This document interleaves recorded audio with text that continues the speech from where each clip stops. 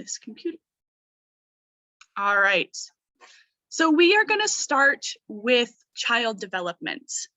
And actually, I would really like you each to share out what is sort of your experience with child development? Is this something that you're familiar with? Is it something you've, taken classes in or had lived experience with? When I say that, what comes to mind? Celeste. Yeah, I was just gonna ask,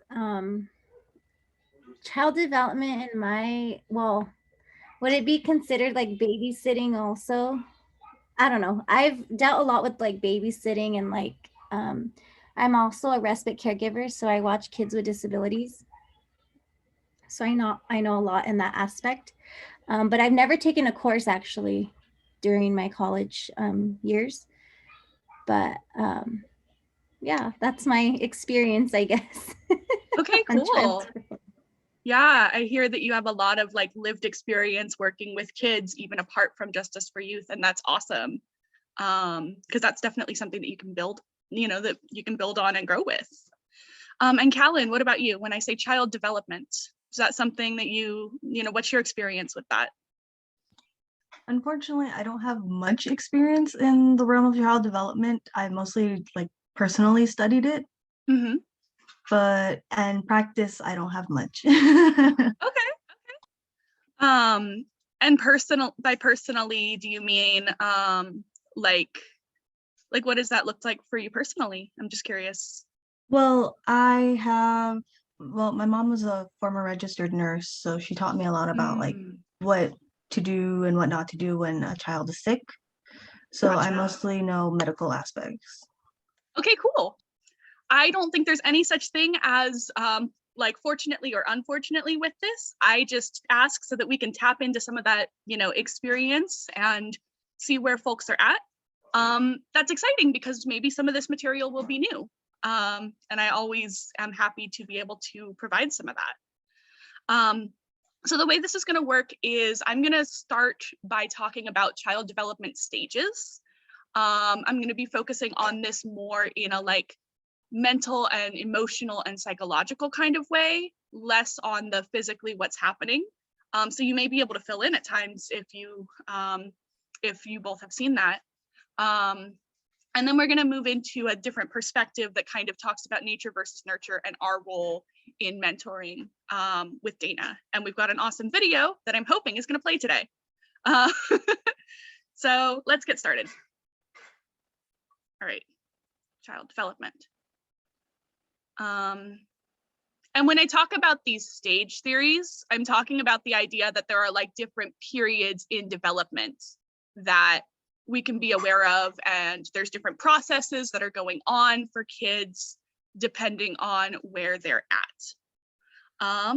So you've both shared some lovely points about this child development, and we're gonna go ahead and move forward.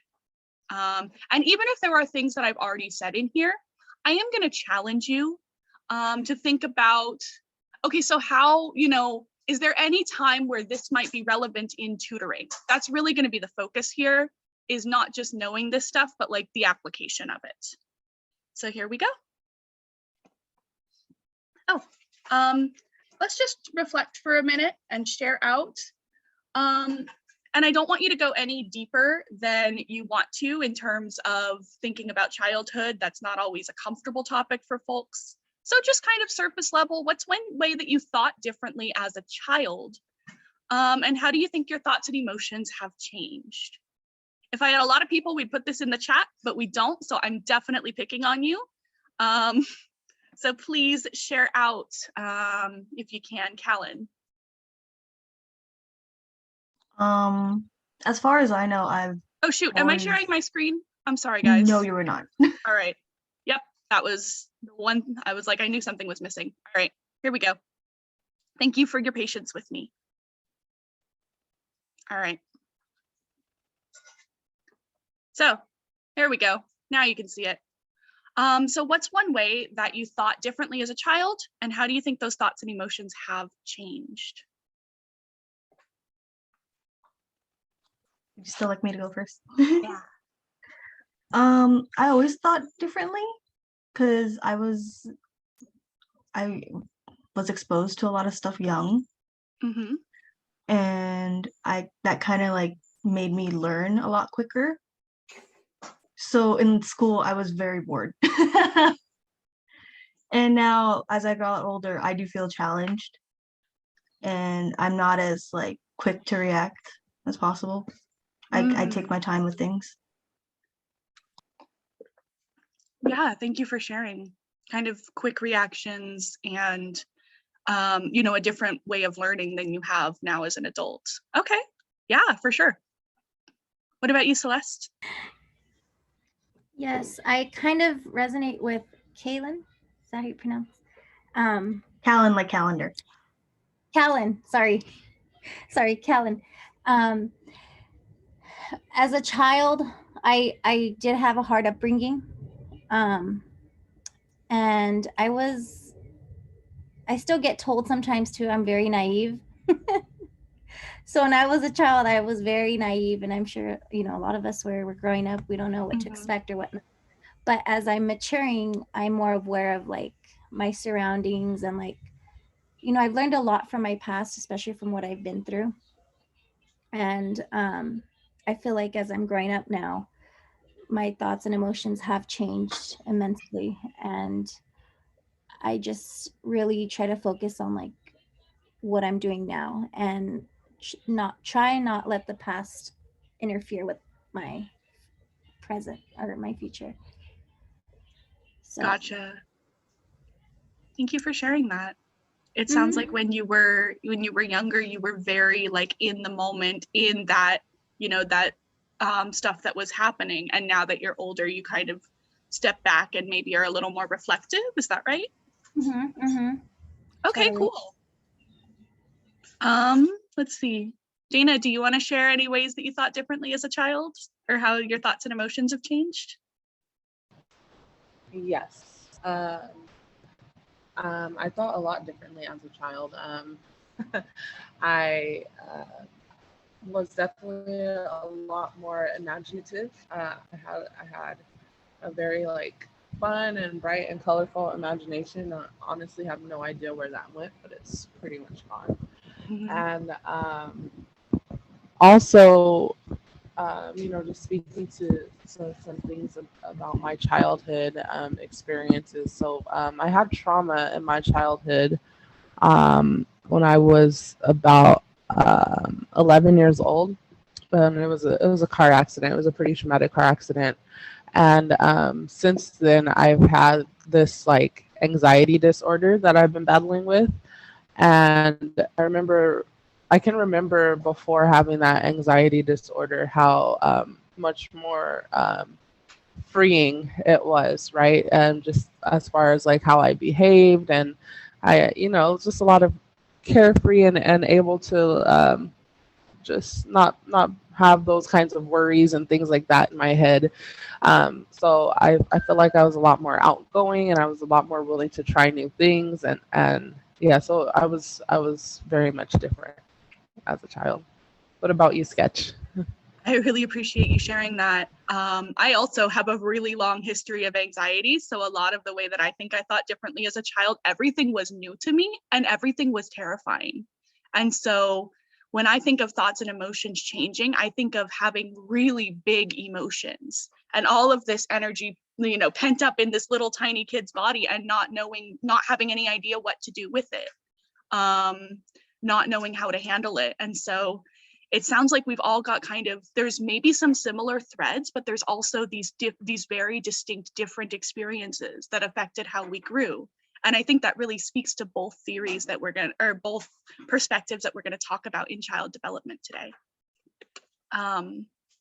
So I think my thoughts and emotions have changed because I'm more aware of them now. I'm not just completely controlled by them the way that I was when I was little and scared of like a dog bit me and now I'm going to get rabies, even though there's nothing logical about that kind of a thing. I'm able to think in both ways. So yeah, I appreciate that. My belief is that when we name these things for ourselves, when we sit and we reflect with this, and we remind ourselves of the differences in how we thought, how we felt, what life was like, it's just one way of being able to build empathy for the kids in our care who are, you know, experiencing these things for the first time. We can't just say, oh, that's not a big deal. You know, that happens all the time, because they're kids and it is a big deal to them. So with that, and then we also talk about age appropriate behavior when we're talking about discipline. And sometimes there's like this, okay, so what does that mean? So a lot of what I'm going to talk about, I'm going to use the term, I used like average or normal on Tuesday, and I don't think that's accurate. So I'm going to say this is common. You know, if we see a number of people, this is where a lot of people fall, but it's not true for everyone. Especially when we talk about things like you all have kind of brought up about trauma and all of that. So we're going to go forward with this. We're going to talk about sort of our first stage, and that is early childhood. So 4 to 6 years old, kindergarten, first grade. Do you both work with kindergarteners and first graders? Yeah, I'm seeing the nodding heads. So what do you notice when we're talking about our kindergarteners and our first graders? Please share out, Celeste. What's it like working with those kids? They're so sweet. I don't know. I have a huge heart for kids in general because I've been with them throughout my whole life, and but to me, I don't know. To me, that's the word that comes to my mind at first. They're so sweet and innocent, and you know, they want to learn, and I love helping them. I don't work with them as often. I work more with the second graders, but sometimes I go and help them with their homework. But yeah, so they're just they're so sweet. How about you, Callan? Well, for me, we're at my site. They're smarter than like I believe they are. I mean, all kids are technically smarter than you think they are. It's just how they decide to make practical use of it. But they get bored really easily. So I have to like move really quickly to make sure that they're engaged in working on some assignments, like especially if it's like the writing part.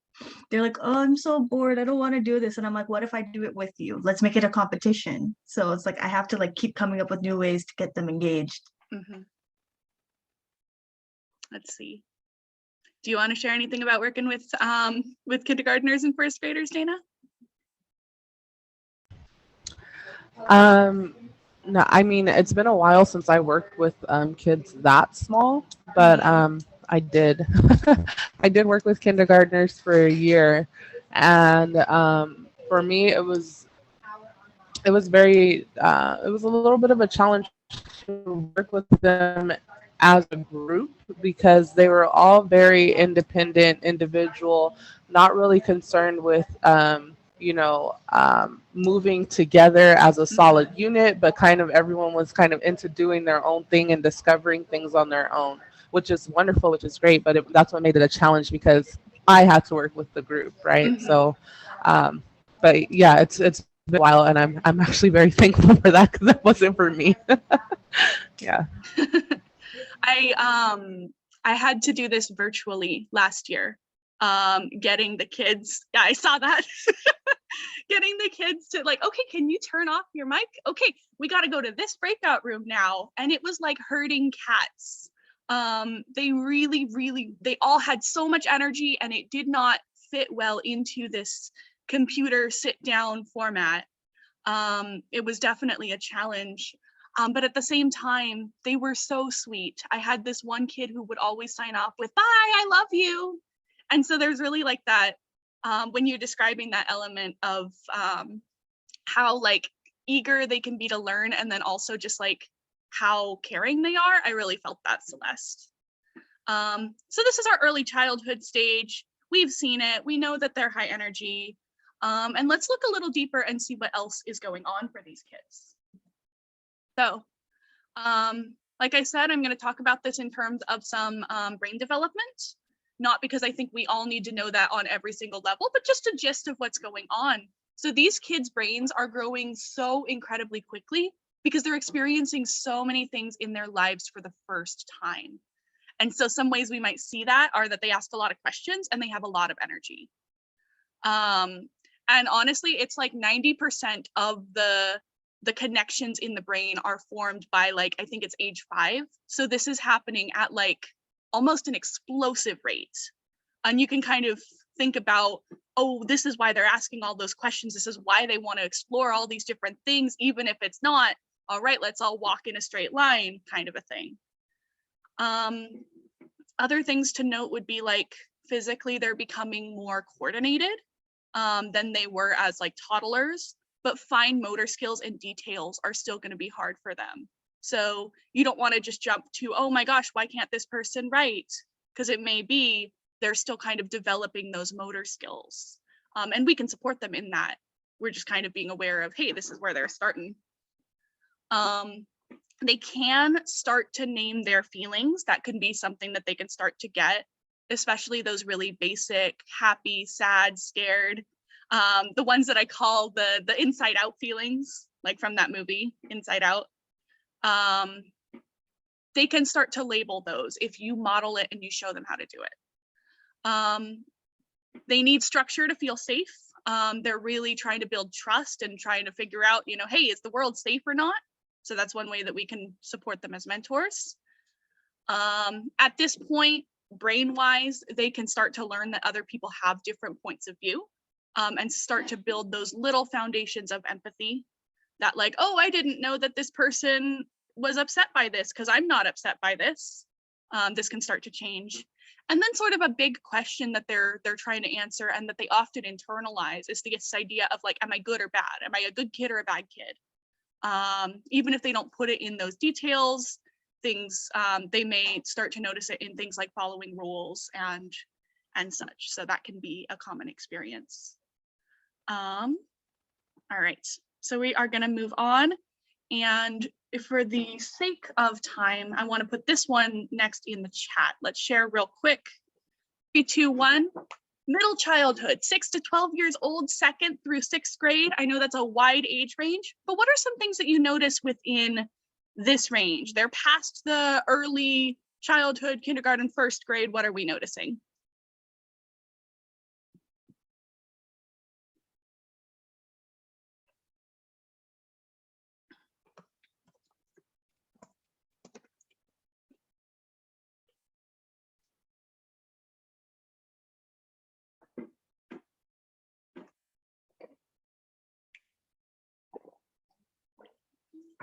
Nice. Yeah,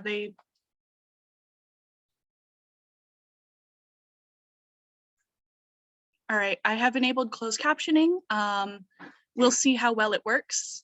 I know that sometimes it can be unreliable and it may pick up some noise from elsewhere, but let's see how it works. They can think more than a few steps ahead, absolutely. Very into shared hobbies. Yeah. All right.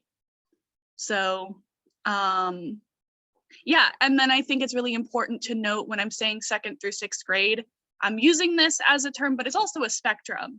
The first graders and kindergartners and 2nd graders may all be kind of similar compared to the 3rd, 4th, 5th, and there can be differences in development between people, of course. So we're going to use that term with all of those caveats. I still think it can be useful. In this age, on this spectrum, they are starting to think more logically and plan and make decisions. So like you said, Dana, they can think more than a few steps ahead, absolutely. And then also their memory is getting better. So with the little kids, you might have to be repeating things constantly. As they get older, they might be able to hold more in their heads in terms of memory. Of course, they're still learning, so that's a practice. And then coordination is improving. The fine motor skills are probably going to start to get better around this time, and they can exercise both their large and small muscles. They're growing. I also think it's worth noting that they might start puberty by the end of middle childhood. That doesn't happen for everyone, but it can, and it can really affect the ways that kids are treated if you treat them as like overly mature for their age, for example. Emotionally, they're starting to learn how to cope with their emotions and cooperate with others, and this is something that we can really help them with. You know, building those healthy skills, building those ways of dealing with things like frustration or, you know, having healthy relationships.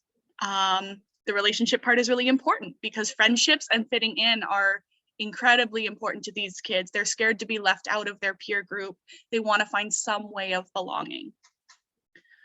At this point, they can start thinking about thinking and getting to know themselves. So, oh, hey, do you learn this best if I'm reading to you, or do you learn it best when it's color coded?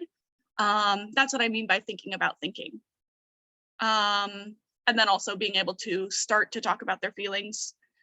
They need role models for sure, because this is a really big age where they're learning right from wrong and empathy and how to treat others. So we want to model those behaviors. And lastly, if we're thinking about big questions, one that they are asking would be, what am I good at? You know, where are my skills? Where are my strengths? What's easy for me? What's hard for me? And a lot of times they really get that messaging through school around this age. If you think about things like testing ramping up, if you think about things like being split into different classes. So we want to be able to encourage their strengths. All right, let's move on. Are there any questions about this, this stage of development? Any questions, comments, things that are coming up for you? All right, then let's move on. If you think of anything later, please share out. All right, early adolescence, 13 to 18 years old, 6th grade or older. I think 6th grade would be kind of the extent to who you're working with, Celeste and Callan. But can you share out, what are your experiences with these early adolescents or teenagers? Let's do it in the chat again.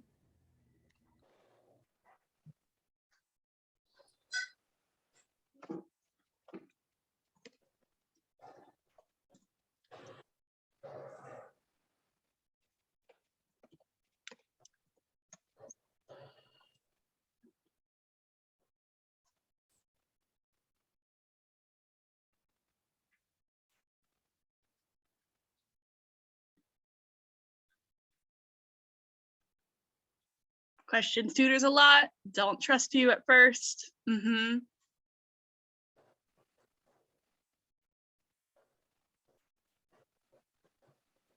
relationship really looks different as they get older, doesn't it? Even if the core of, you know, empathy and consistency and all of that is the same. All right, we're gonna keep that one going. But we are going, yeah, physical abilities of young adults with the impulsivity of little ones. And then they want to make sure you're a person they can trust and you really want to be there for them. So here's something interesting when we talk about these kids brain-wise. We have this idea, and it's partially true, that like their decision-making center hasn't really developed. But they also are like actively learning and making a whole bunch of connections. They're sort of, what we think of is that they're specializing now that they know more about the world. They're deciding, oh, okay, this thing is not for me and I'm not going to spend as much time on it, but I'm going to focus in on these other things that make sense. And they're also, I mean, they're impulsive for sure. And also taking risks and experimenting is a really, really big way that they learn. So when they have the freedom to do this safely, that can help a lot. When they're able to take a chance in a way that's not going to cause harm. And then 100%, because they're learning by taking risks and experimenting, they're gonna push boundaries with you. I think that's kind of a given of this, this age range. And that's also very much a, hey, are you a safe person for me to do this with?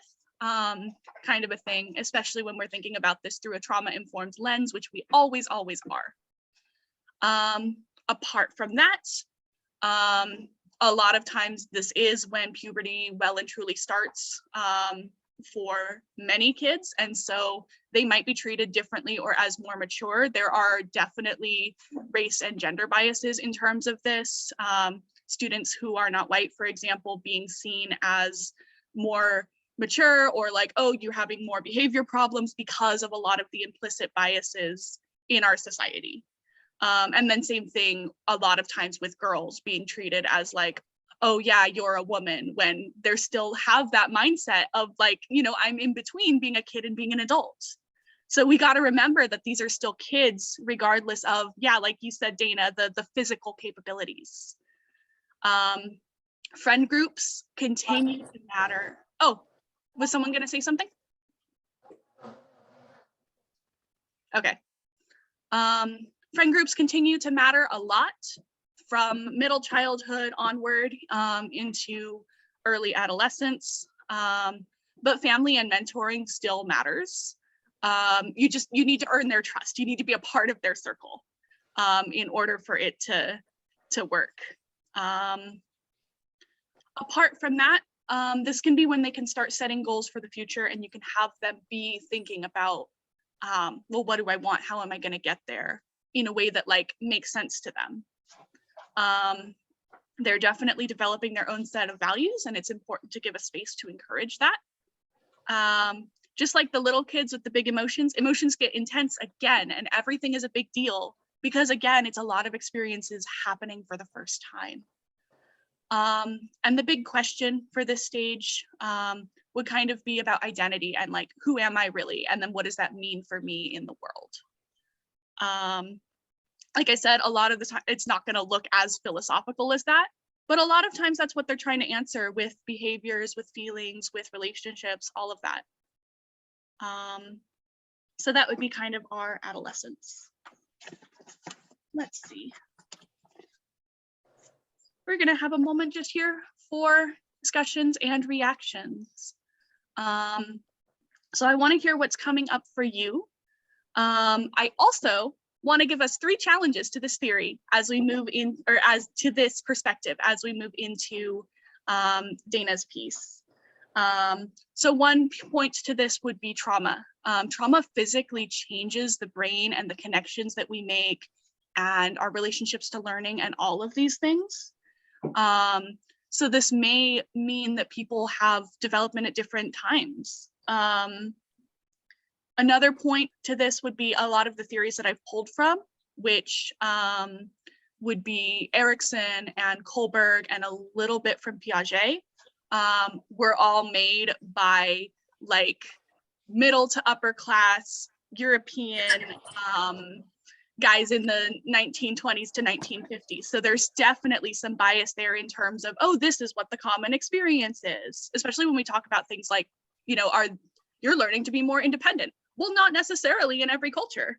You know, there may be more of a collectivist or a community base to things. So we have to think about who's doing the theorizing, and at the same time, like, hey, but is this also useful for us? And then lastly, I would say that technology and isolation both have effects on the brain, and we have definitely seen a lot of that over the last few years. So we want to be mindful of like, hey, COVID has happened, so maybe someone hasn't learned all of these skills, or maybe things are a little, I don't want to use the word behind, but like different from where we would expect them to be based on what we have seen in the past. At the same time, I would say this is really useful because it helps us to kind of have a baseline of, all right, let's try and start here. And then if it doesn't, if this isn't clicking with our students, maybe we'd need to look a little bit in the earlier stages of development and try and build those skills. So this can be kind of, I'm thinking of it as like throwing a dart at a dartboard and hitting the board, but not necessarily the bullseye. It's still helpful to be able to hit the board, if that makes sense. And I'm wondering, since this is tutoring, I would like, yeah, this is kind of coming from a psychology perspective. Other folks may have completely different perspectives, so this is just one. one narrative. But when we're talking about tutoring, a lot of times we're talking about lesson planning. Can you think of any examples where you might bring one of these development ideas into how we plan lessons and what lessons work well for what groups?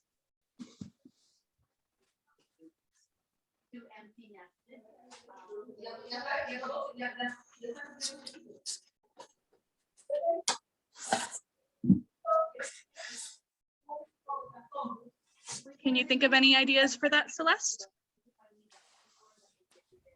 Do you want me to type it or I'll say Oh, it? you can share out, yeah. Okay. I was typing right now the SEL lessons Mhm. that we do. Sorry, hold on. Huh? Sorry. No worries. Yeah, the SEL lessons that I feel like gravitate towards more of like the 2nd to 6th graders or 5th graders in my site. Mhm. And yeah, it does do it also to the kindergarteners too and the 1st graders, but like we said earlier, like, you know, they're very curious and we can teach them more hands-on. But I feel like really help the 2nd to like 5th graders. Yeah, for sure. What about you, Callan? Can you add anything onto that? Any other ways that we might think about development when we're planning or working?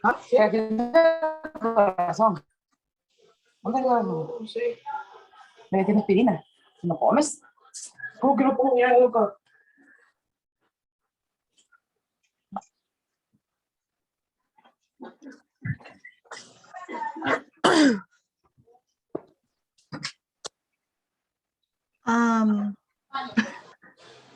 Whoever is on the iPhone, I couldn't hear what Sketch was asking me. If you would Yeah. please turn off your mic. Thank I'm you. Sorry. I'm gonna, yeah, thank you for muting. All right.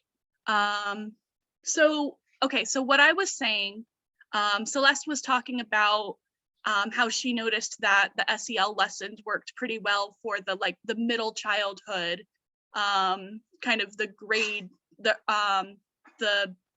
middle grades. And then the kindergartners needed something that was more hands-on.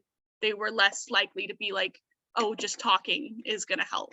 And I'm wondering what you've noticed and whether there would be any places where you see this development stuff that we've been talking about showing up in the way that you plan lessons or things that you would change. So far we've done mostly like SEL and like literacy stuff. Mhm. But instead of doing like proper lessons, we do it in more like games.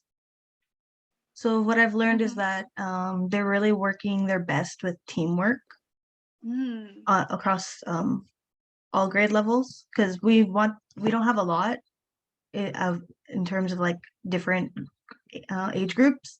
So we usually combine them all together and we teach them like what teamwork is, like how to properly relay your thoughts and stuff like that. So I guess mostly like during like the SEL stuff, as like Celeste was saying. Gotcha. Yeah.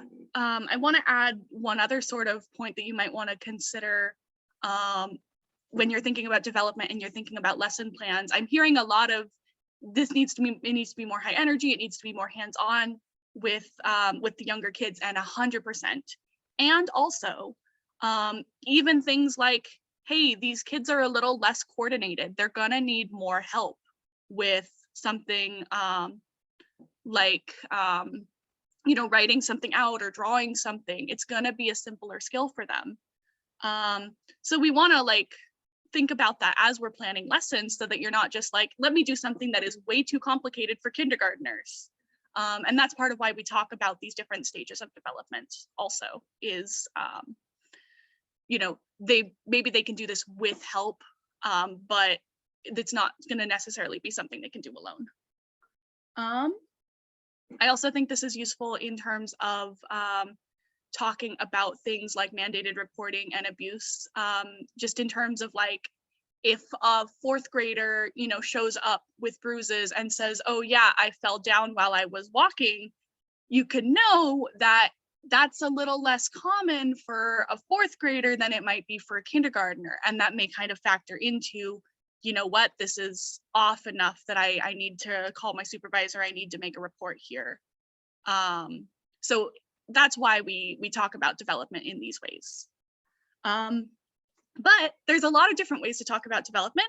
So we're going to switch gears slightly. I'm going to stop sharing my screen. And Dana is going to share another theory that really plays into us as mentors. And can I ask who is there on the iPhone? You can put it in the chat if you are, if you have a lot of background noise. I would like to see your face because we do need that to get credit. But I understand that's not always possible. Please try.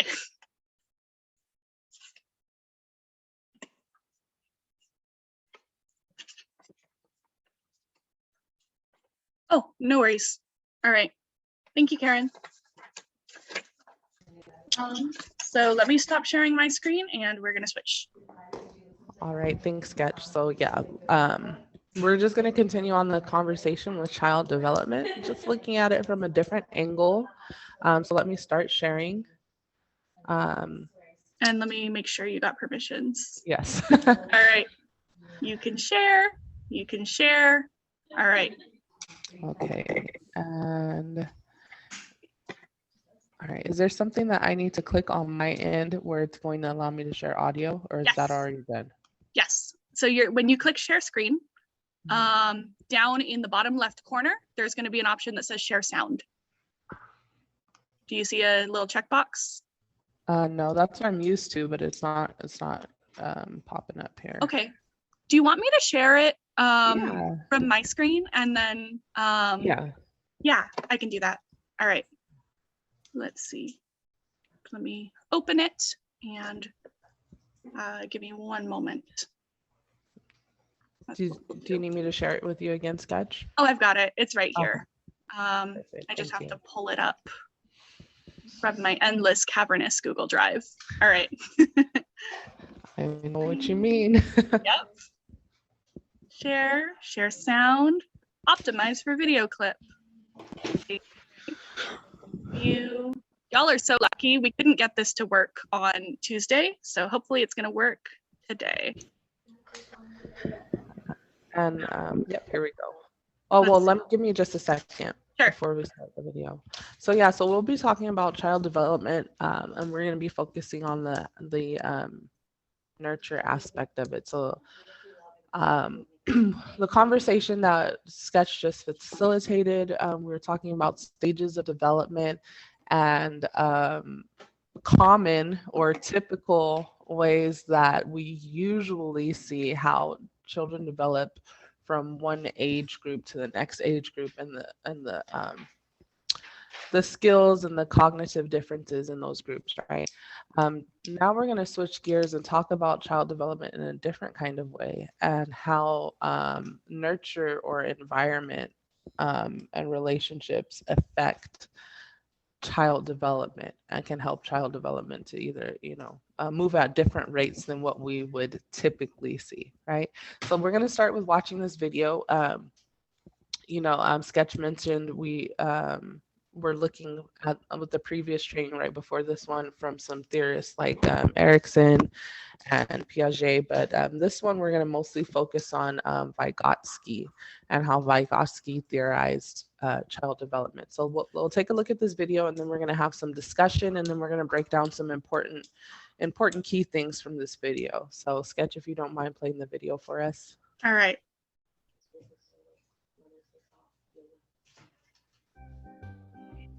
Vygotsky's And theory yes, we have of sound. development argues Hey, that okay. community and language play a central part in learning, while Jean Piaget concluded that children's cognitive development happens in stages. Vygotsky rejected his ideas and believed that children develop independently of specific stages as the result of social interactions.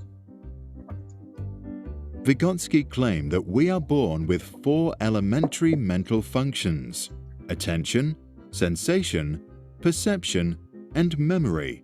It is our social and cultural environment that allows us to use these elementary skills to develop and finally gain higher mental functions. This development ideally happens in the zone of proximal development. First, there is what we can do on our own. Then, there is the zone of proximal development, which represents what we can do with the help of an adult, a friend, technology, or what Vygotsky called the more knowledgeable other. Last, there is what's beyond our reach. To illustrate this, let us think of twins who were raised in a community in which boys are expected to learn and succeed, while girls are only expected to be pretty. At the age of 10 months, both have the ability to crawl and are in the zone of proximal development for learning how to stand on their feet. The more knowledgeable other, in this case the father, provides the boy with opportunities to practice in a playroom that he has equipped with scaffolding and other objects. The boy is encouraged to explore the equipment, and eventually he uses it to pull himself up. A few hours later, he's cruising along the structures, and a few days later, he's standing on his feet. The girl also has the potential to stand, but does not receive any support in learning the skill. When we compare the two, we see that while the girl is still trying to get up, the boy has moved into a new zone. He knows how to balance while standing and now has the potential to learn how to walk. Both will eventually learn how to walk, but according to Vygotsky, the boy will be more skilled. The same principles apply to all learning and the development of higher cognitive functions. And only those learning with the assistance of a capable mentor can reach the full potential of their ability. Vygotsky, therefore, believed that inside the zone of proximal development, learning can precede development, which means that a child is able to learn skills that go beyond their natural maturity. He also established an explicit connection between speech and mental concepts, arguing that inner speech develops from external speech via a gradual process of internalization. This means that thought itself develops as a result of conversation. Therefore, younger children who don't finish this process can only think out loud. Once the process is complete, inner speech and spoken language become independent. Lev Vygotsky died of tuberculosis in 1934 at the age of 37. Despite his young age, he became one of the most influential psychologists of the 20th century. He left the following advice for educators. By giving students practice in talking with others, we give them frames for thinking on their own. What do you think? Can a child learn anything regardless of any developmental prerequisites? And do we learn only through social and cultural contexts? And if so, do you think it is appropriate for a more knowledgeable other to determine what a child should learn next? Share your thoughts in the comments below.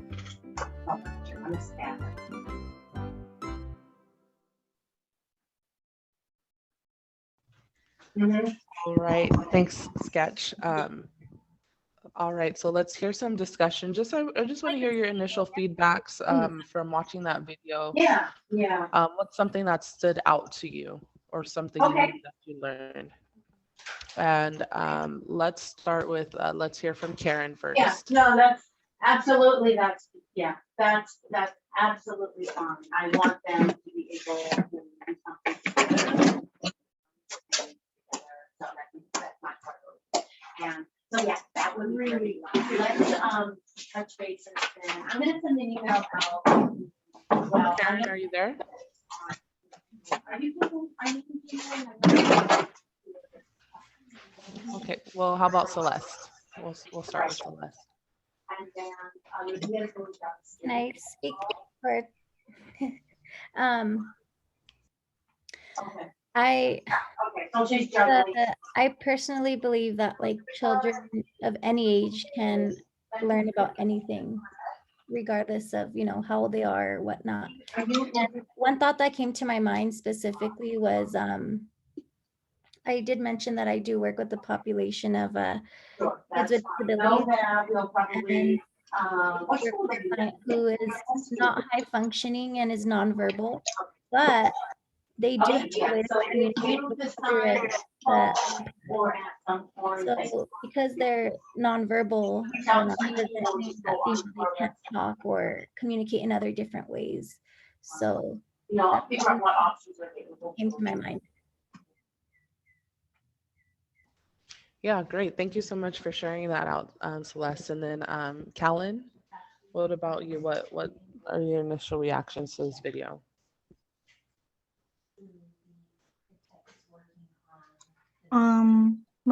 My initial reactions were that it seemed like I get it.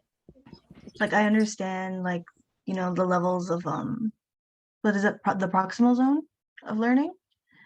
And when I was thinking of my classroom just now, I'm like, it really feels like they're all separated into those types of zones in the classroom, because there's some kids who can do things by themselves, there's some kids who are trying to do things by themselves, and then of course we have the students who are being like, assisted by the other tutors. So it just made me think of it in a more realistic expression. All right, thank you so much for that. Thanks for sharing. And then Karen, are you there?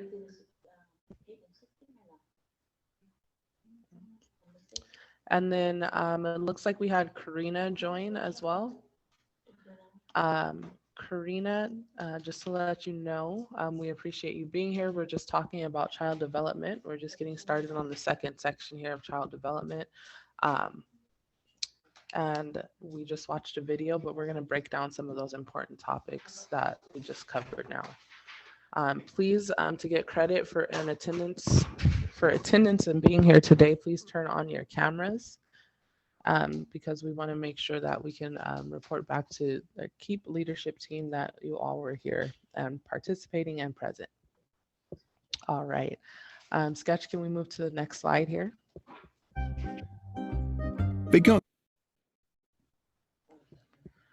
Okay, so yes, and Kaylin, you called out the zone of proximal development, and that's what we're going to be talking about first today, right?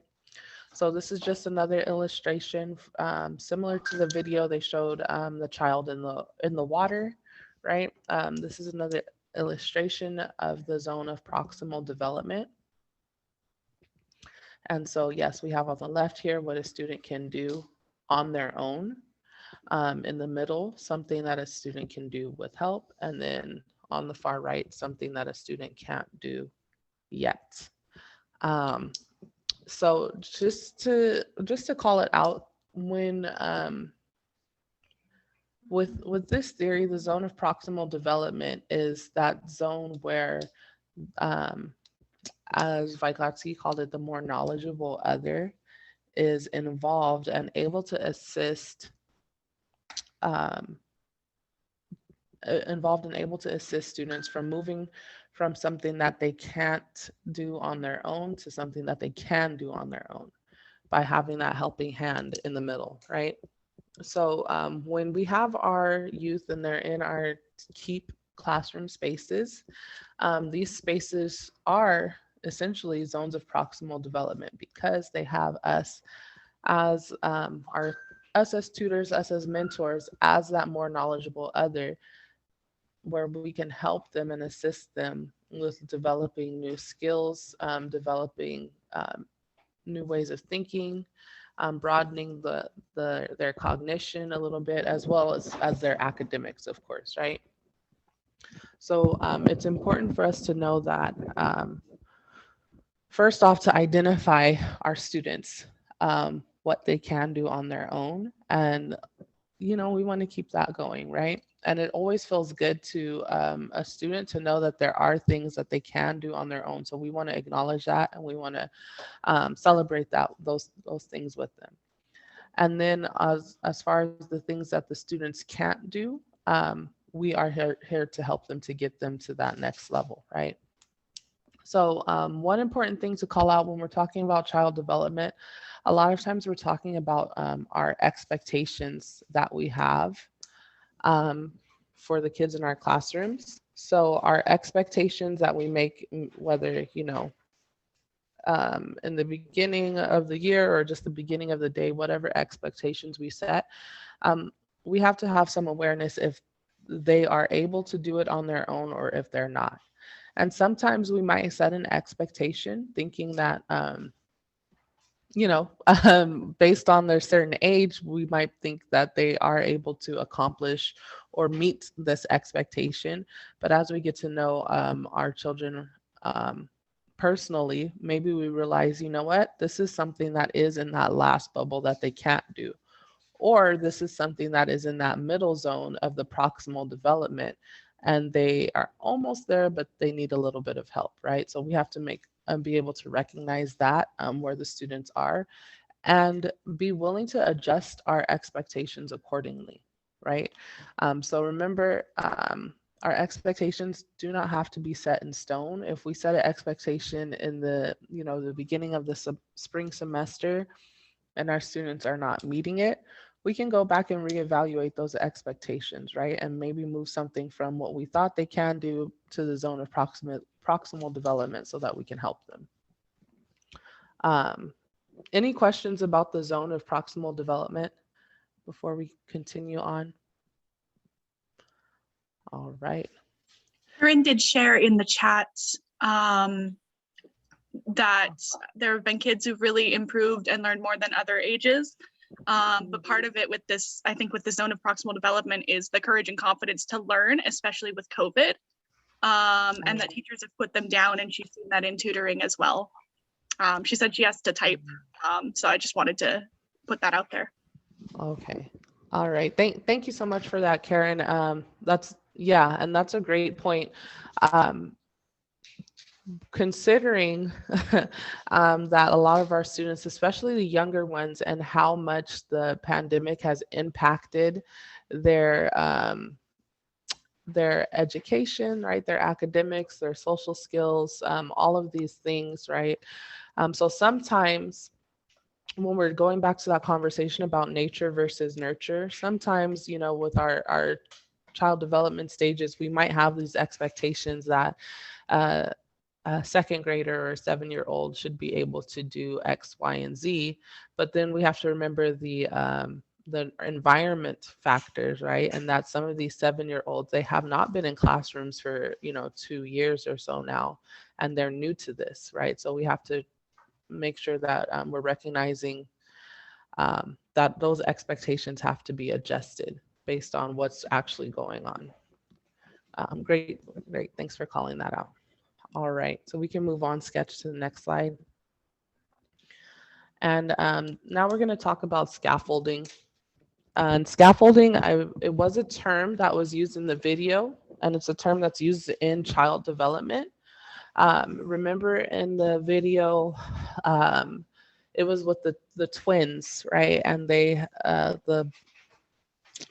twin boy was in the playroom with the father and learning how to balance. And they mentioned briefly in the video that there was scaffolding around. There was the more knowledgeable other, and there was scaffolding. And the scaffolding was the things that the young boy was able to pull himself up on until he learned how to stand on his own.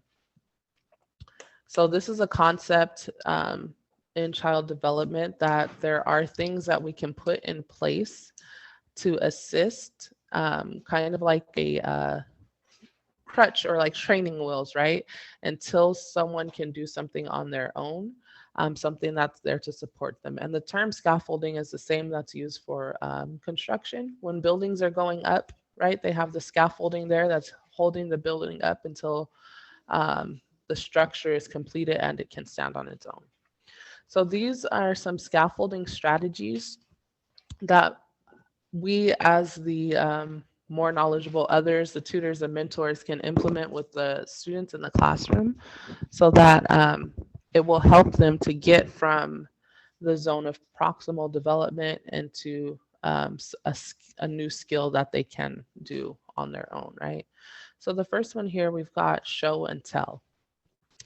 Um, what show and tell is talking about is basically leading by example, giving them something, a live example to see of what's going on. So, for example, not just telling our students to, sit still in their chairs and be focused or anything like that, but showing them.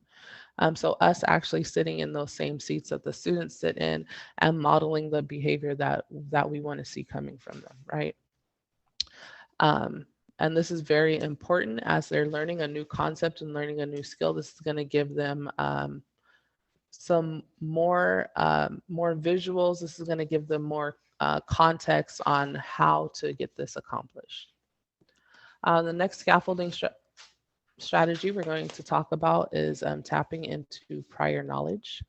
So whenever we are introducing something new to our students, whether it's one of these like developmental skills or some kind of new way of thinking, or even something academically, right? Whether it's like math or science or grammar, we can tap into prior knowledge. So something that they already have an understanding of, something that's already very relevant to them in their world and their reality, and use that as an example to help them make those connections to whatever this new thing is that we're teaching.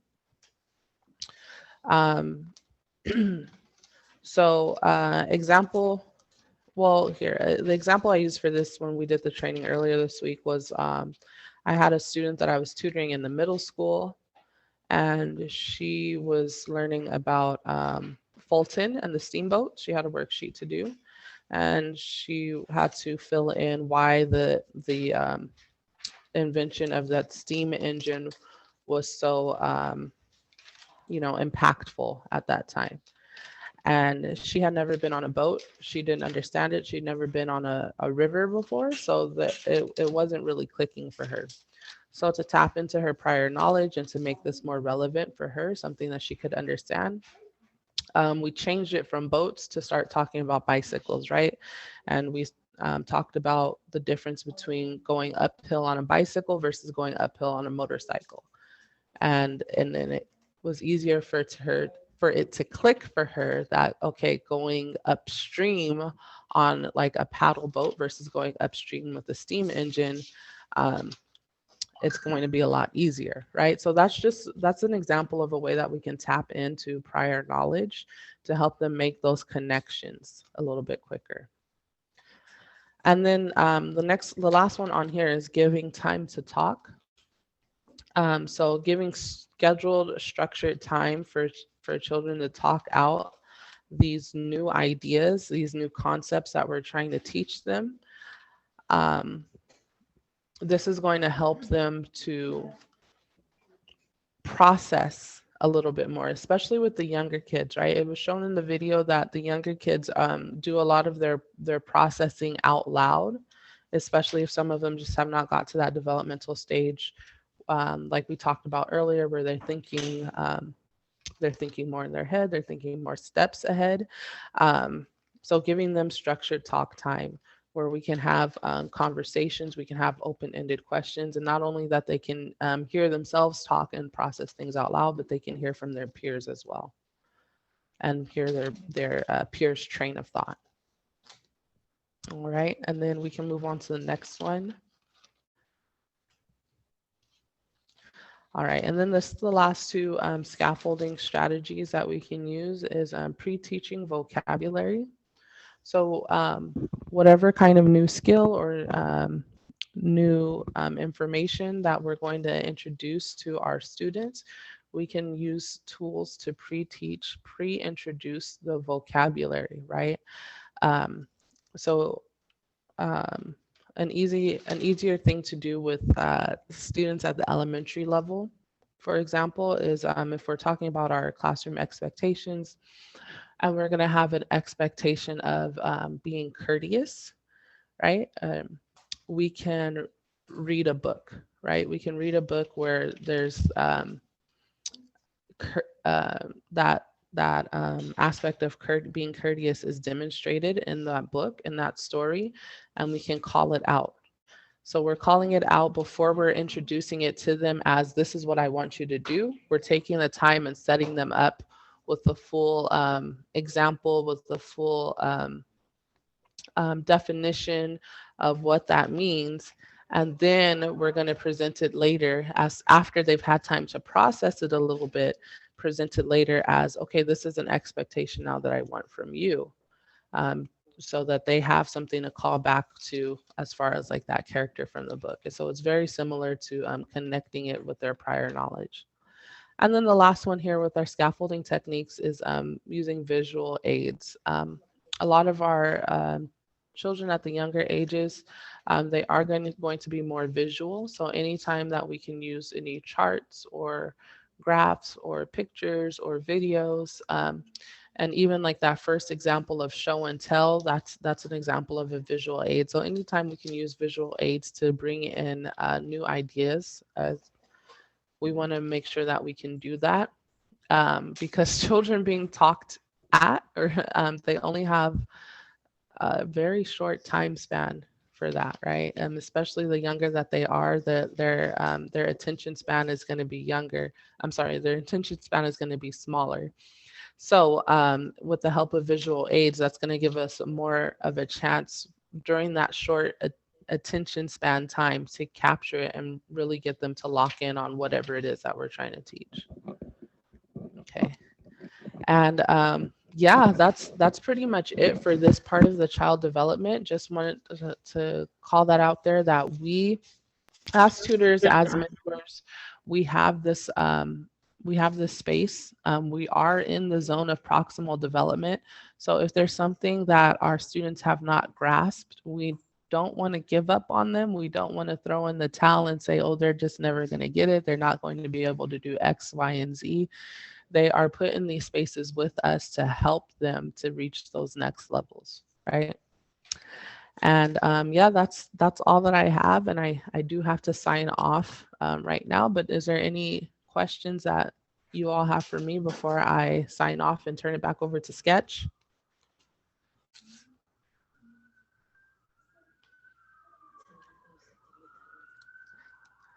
Okay, well, I thank everyone for allowing me to be here, and keep it up. And thanks a lot, Sketch, for taking over. Thank you so much, Dana. Have a great day. You too.